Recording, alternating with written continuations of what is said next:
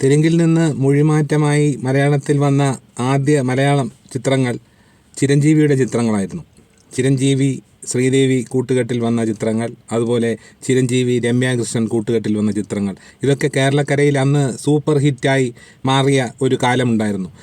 മിക്ക സിനിമകളിലും ചിരഞ്ജീവിയുടെ ഡാൻസും പാട്ടും ആക്ഷനും ഒക്കെ ഈ മൊഴിമാറ്റം ചെയ്ത് വന്ന സിനിമയായപ്പോൾ കൂടുതൽ പേർക്ക് ആസ്വദിക്കാനുള്ളൊരു അവസരവും അതിലൂടെ ലഭിച്ചു. എന്തായാലും മൊഴിമാറ്റ ചിത്രങ്ങളിൽ ആദ്യം പരീക്ഷണം നടത്തിയത് ചിരഞ്ജീവി തന്നെയാണ് എന്നാണ് എൻ്റെ ഓർമ്മയിലുള്ളത്. കാര്യം ചിരഞ്ജീവി ചിത്രങ്ങൾ ഇവിടെ തിയേറ്ററുകളിൽ 100 ദിവസം വരെ ഓടിയ 100-150 ദിവസം വരെ ഓടിയ പോസ്റ്ററുകൾ ഞാൻ കണ്ടിട്ടുണ്ട്. ചിരഞ്ജീവിയുടെ ചിത്രങ്ങളുടെ കാലം കഴിഞ്ഞ ശേഷം പിന്നെ വന്നത് അല്ലു അർജുൻ ചിത്രങ്ങളായിരുന്നു. അല്ലു അർജുൻ്റെ ചിത്രങ്ങൾ കൂടുതലും പ്രണയ ചിത്രങ്ങളായിരുന്നതുകൊണ്ട് തന്നെ അന്നത്തെ യുവജനത, പ്രത്യേകിച്ച് കലാലയങ്ങളിൽ പഠിക്കുന്നവർ ഈ ചിത്രങ്ങൾ ഏറ്റെടുത്തു. കാര്യം അല്ലു അർജുൻ്റെ ഒരു പ്രത്യേക തരത്തിലുള്ള ഡാൻസും അദ്ദേഹത്തിൻ്റെ ഒരു ആക്ഷൻ ശൈലിയും സംസാര ശൈലിയും ഒക്കെ ഭയങ്കരമായിട്ട് ഈ യങ്സ്റ്റേഴ്സിൻ്റെ ഇടയിൽ ഒരു താല്പര്യമുണ്ടാക്കി അദ്ദേഹത്തിൻ്റെ സിനിമകൾ കാണാൻ വേണ്ടിയുള്ള. അപ്പോൾ അന്നത്തെ കാലത്ത് ഈ അല്ലു അർജുൻ്റെ സിനിമകൾ വരുമ്പോൾ തിയേറ്ററിൽ ഒരു തരംഗമായിരുന്നു.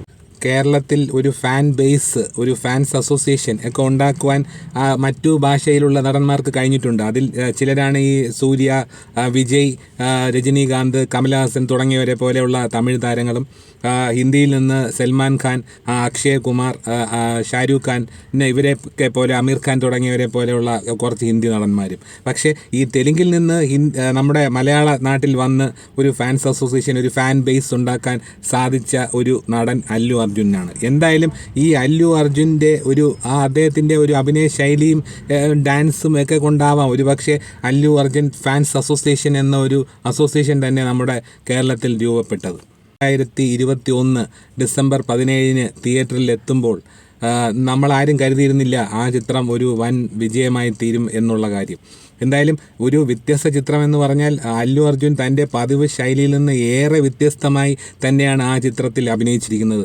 ഞാൻ തന്നെ കണ്ട് സത്യം പറഞ്ഞാൽ ഞെട്ടിപ്പോയി. കാര്യം അല്ലു അർജുൻ്റെ ഈ കോളേജ് പ്രണയവും തമാശകളും ഒക്കെയുള്ള ചെയ്തുകൊണ്ടിരുന്ന അല്ലു അർജുൻ പെട്ടെന്നൊരു സുപ്രഭാതത്തിൽ ഇങ്ങനെ പുഷ്പ പോലെ ഒരു ദ റൈസ് എന്ന് പറഞ്ഞ ആ സിനിമയിൽ വന്നപ്പോൾ സത്യം പറഞ്ഞാൽ നമ്മൾ കാണികൾ അമ്പരന്നു, ഇത് അല്ലു അർജുൻ തന്നെയാണോ എന്നുള്ള. എന്തായാലും ആ പുഷ്പ 1 എന്ന സിനിമ ഒന്നാം ഭാഗം ഒരു വൻ ഹിറ്റാവുകയും ബോക്സ് ഓഫീസ് റെക്കോർഡുകൾ തകർക്കുകയും ഒപ്പം ഇതെല്ലാം ചെയ്ത് കഴിഞ്ഞപ്പോൾ അദ്ദേഹത്തിന് മികച്ച നടനുള്ള ഒരു ദേശീയ അവാർഡും പുഷ്പ 1 ദ റൈസ് എന്ന ചിത്രത്തിന് ലഭിച്ചു. 3 വർഷമായി കാത്തിരുന്ന പുഷ്പ 2 ദ റൂൾ എന്ന ചിത്രം ഡിസംബർ 5 ലോകമെങ്ങും റിലീസാവുകയാണല്ലോ.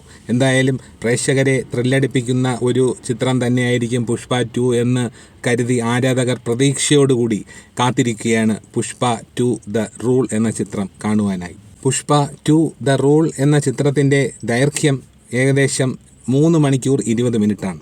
എന്തായാലും 3 മണിക്കൂർ 20 മിനിറ്റുള്ള ഒരു ചിത്രം കുറച്ച് നാളിന് മുമ്പും നമ്മളൊന്ന് കണ്ടിരുന്നു. അതായത് ആനിമൽ എന്ന സന്ദീപ് റെഡ്ഡി വാങ്കയുടെ ചിത്രം. അപ്പോൾ ആ ചിത്രം 3 മണിക്കൂർ 20 മിനിറ്റ് ആയിരുന്നെങ്കിലും തികച്ചും എൻഗേജ്ഡായി പ്രേക്ഷകനെ ഇരുത്താൻ കഴിഞ്ഞതുകൊണ്ട് ആ ചിത്രത്തിനെക്കുറിച്ച് ഒരു റണ്ണിങ് ടൈമിനെ കുറിച്ച് ഒരു മോശം അഭിപ്രായം ഒരിടത്തു നിന്നും ഉയർന്നു കേട്ടതായി എനിക്ക് തോന്നുന്നില്ല.